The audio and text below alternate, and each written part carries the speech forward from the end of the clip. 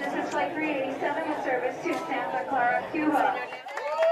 It was a flight unlike any other.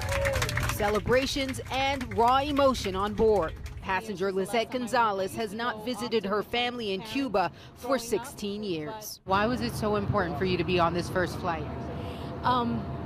It's emotional to me because I've been battling cancer for about 1.5 years now, and I'm still getting treatments monthly. But I'm healthy enough to go on this such a special flight. After 1 hour, the flight from Fort Lauderdale touched down in Santa Clara. Several people lined up along the tarmac to welcome the first U.S. commercial flight to land in the country in more than 50 years. Cuban-American pilot Francisco Barreras was at the controls. My dad was on one of those last flights. I don't know exactly which one it was, but it was August of 61. 61 is when the flights ended. That's pretty close to the end of the year, so he had to have been on one of the last flights.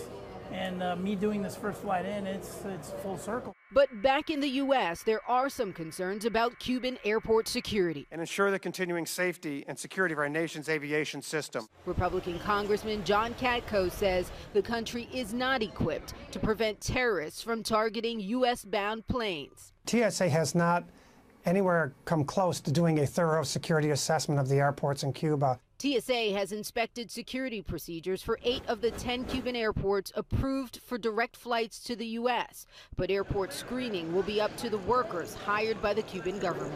We're here at Santa Clara Airport in Cuba, and we just went through security. You can see the metal detectors behind me. They also have wands to physically wand down passengers if they need to. They have conveyor belts where they screen individuals' luggage as well.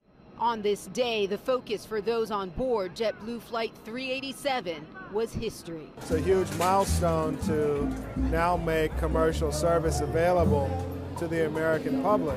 On Wednesday, the Department of Transportation announced even more flights between the United States and Cuba. Several airlines received final approval for direct flights from various U.S. cities to Havana, the most sought-after destination on the island. But it is important to remember you cannot simply travel to Cuba just for tourism. You have to fall into one of those 12 categories, things like visiting family or for educational purposes. Reporting from Santa Clara, Cuba, Renee Marsh, CNN.